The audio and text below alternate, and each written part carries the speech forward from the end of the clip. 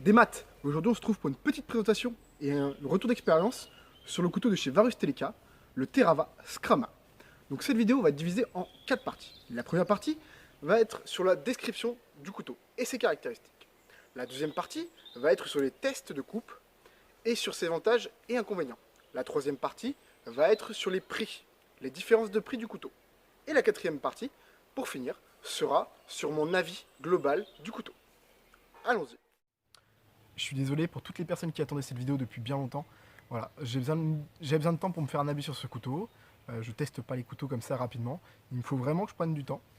Du coup, j'ai pu tester ce couteau dans toutes les conditions possibles, d'accord. Donc pour me faire un réel avis. Voilà. Donc ça fait un peu plus de 8 mois que je l'ai. Pour moi, 8 mois, c'est le minimum pour tester un couteau et pour avoir un avis négatif ou positif.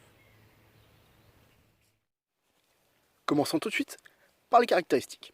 Donc, la longueur totale du couteau, de bout en bout, est de 43 cm, pour une longueur de la lame de 24 cm, avec une épaisseur de 4,2 mm. Il a une largeur de la lame de 4,6 cm.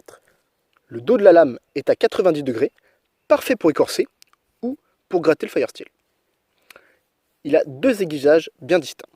Le premier aiguisage, de 5 cm, est à 25 degrés pour les petits travaux. Et les 18 cm restants est à 34 degrés pour les plus gros travaux. Le couteau pèse seul 525 grammes. Son point d'équilibre se situe juste ici. C'est parfait pour travailler. On ne sent pas la lourdeur du couteau, c'est pas désagréable, c'est pas douloureux. Bien au contraire. Et pour la coupe à la volée, c'est parfait. Son manche est en caoutchouc moulé. Il a un bon grip, vraiment c'est agréable. Il donne pas d'ampoule, encore un point positif. Et il me fait penser à une épée bâtarde. Vous voyez, on met la main tout en haut, la deuxième en bas, et on a un petit bout qui dépasse. Pour la coupe à la volée, on met sa main à l'arrière, voilà, comme ceci. Malheureusement, il a tendance à partir, ok. Quand on frappe, il a tendance à glisser.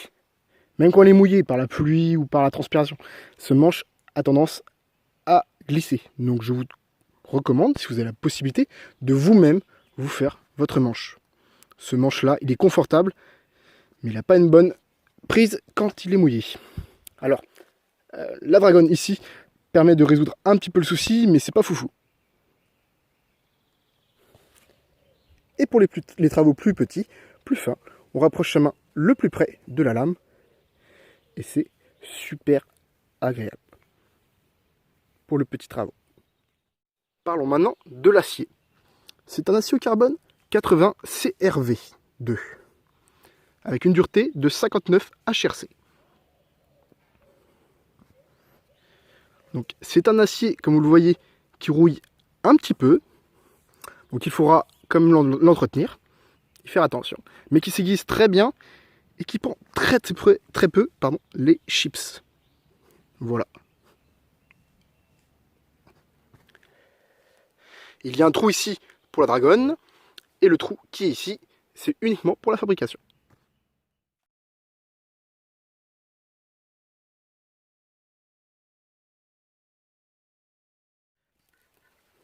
Passons maintenant aux étuis.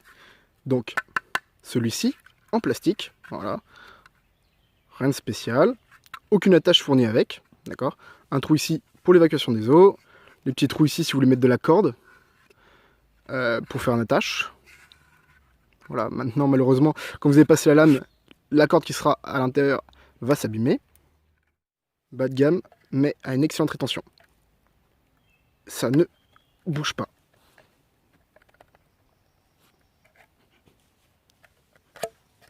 Par contre, c'est dur à sortir. Voilà. Ici, le petit emplacement pour pousser avec le pouce. Voilà.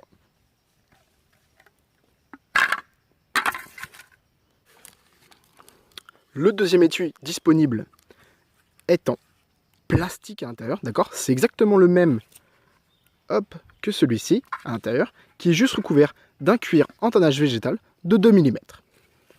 Il a également un trou pour l'évacuation des eaux et des salissures. Voilà. une petite bague ici pour améliorer la rétention, ce qui n'est vraiment pas nécessaire, je précise. Et ici le petit passe en ceinture de 6 mm, 6 cm, pardon. Donc de quoi passer une ceinture. Maintenant il est très très fin. Voilà. J'ai personnellement adapté une bandoulière pour pouvoir le porter autour du cou.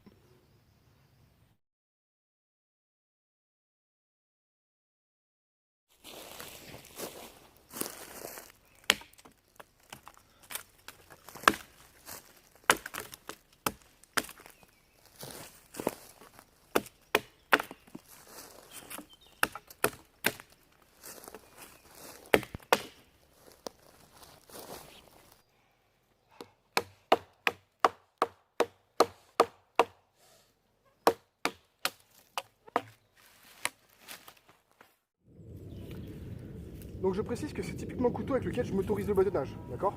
C'est pratiquement fait pour. Donc je place mon couteau, je place ma bûche.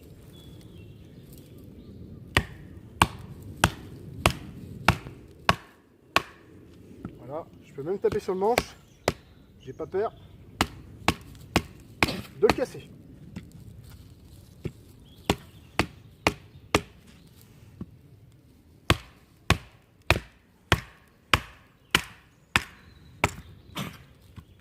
On sent que le couteau a pas de mal, hein. C'est pas une tâche difficile pour lui. Voilà. On va le repousser un petit peu. Je tape au cul. Aucun souci pour lui. Et on est reparti. Voilà. Aucun souci pour ce couteau.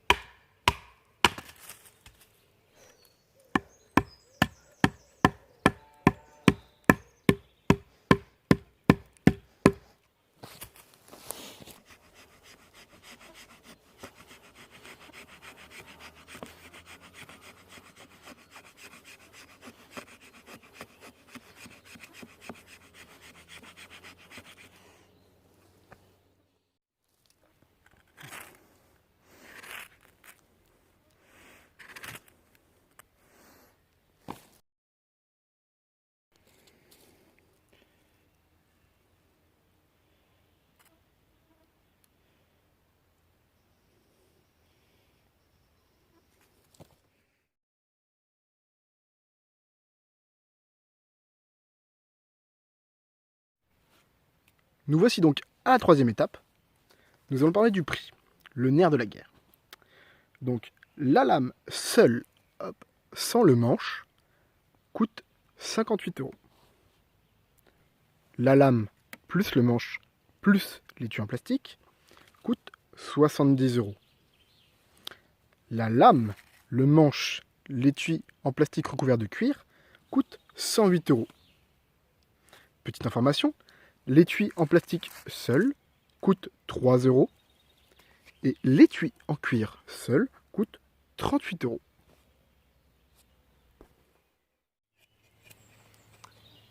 Voilà, nous sommes arrivés à l'étape 4. Donc maintenant, je vais donner mon avis sur ce couteau. Je précise que ça reste mon avis, d'accord? On peut aimer ou ne pas aimer ce couteau, il n'y a pas de souci. Je vais également donner mon avis sur les étuis. Voilà, donc l'étui en plastique à 3 €, l'étui en cuir à 38 €. Est-ce que cet étui vaut le coup de l'acheter à 38 €? Je pense que non. Ça n'a aucun intérêt d'acheter cet étui. Il n'apporte, à part le passe en ceinture qui pour moi est très fragile, d'accord? Très fragile. Il n'apporte que de l'esthétique. Donc pour moi, il ne vaut pas les 38 €. Voilà. Je pense que des personnes un peu bricoleurs peuvent largement se contenter de ces étuis. Se crafter un port ceinture, un port vertical, un port horizontal. Bref, il y a de quoi faire. Cet étui est largement suffisant. Je vous ne conseille pas d'acheter cet étui. C'est vraiment un plaisir de travailler avec cet outil. Il est facile à aiguiser. Alors, je précise pour ceux qui n'aiment pas aiguiser comme moi, c'est facile à aiguiser pour les 34 degrés, d'accord? On pose la pierre et on y va tranquillement. Pour les 25 degrés, il va falloir s'appliquer un petit peu plus. Ça reste un petit peu plus complexe, je trouve. J'en suis arrivé à la conclusion que ce couteau a la même capacité de pénétration dans le bois que le Easy Young Glass. À savoir que le Easy Young Glass est le meilleur gros couteau de camp que j'ai pu avoir niveau pénétration dans le bois. C'est vraiment bon. On le sent. On sent que ça rentre bien dans le bois. Okay, on sent que c'est fait pour ça. On sent que c'est plus un outil qu'un couteau. On sent que ce couteau-là, il n'est pas fait pour rester dans une vitrine. Il est fait pour travailler. Le manche est agréable. J'ai jamais eu aucune ampoule à travailler avec.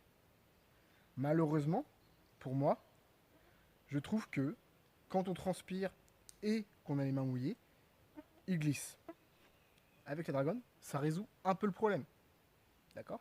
Maintenant, si vous avez la capacité et l'envie, n'hésitez pas à vous faire vous-même un manche. Merci d'avoir regardé cette vidéo. J'espère qu'elle vous a plu. Si c'est le cas, n'hésitez pas à vous abonner, à lâcher un like, pourquoi pas, et un commentaire pour discuter avec moi. Je serai ravi de discuter avec vous. Bonne journée à tous. Kenavo. Donc pour résumer, le Terava Scrama de chez Varus Telica est un excellent couteau, rapport qualité-prix. Il y a mieux, mais pour le prix, c'est un super couteau.